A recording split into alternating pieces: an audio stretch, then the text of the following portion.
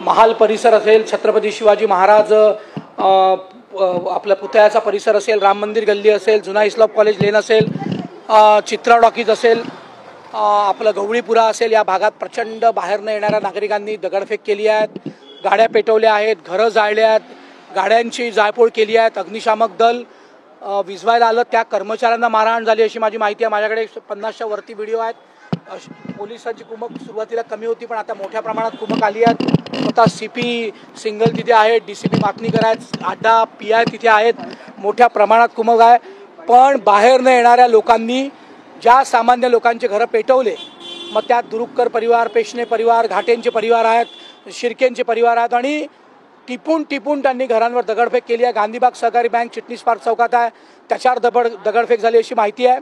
आणि सकाळचं जे काही आंदोलन होतं, त्या आंदोलनानंतर पोलिसांनी सगळी मध्यस्थी भूमिका निभावली होती, पण बाहेरच्या वस्त्यांमध्ये येऊन महाल परिसरात असेल, बडकस चौक परिसर असेल, याला त्रास देणे, तिथल्या सामान्य नागरिकांना त्रास देणे अशी विदारक स्थिती तिथे आहे सध्या। आता स्थिती कंट्रोलमध्ये आली असं सीपी साहेबांचं म्हणणं आहे। मी आता डीसीपींशी बोलतो आहे, पण अजूनही मोठ्या प्रमाणात दगडफेक सुरू आहे। दोन्ही बाजूंचे लोक आता रस्त्यावर आहेत।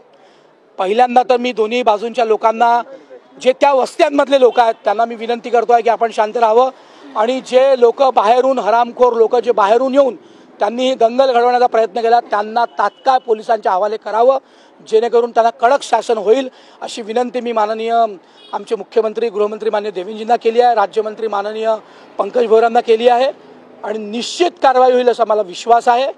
पण ही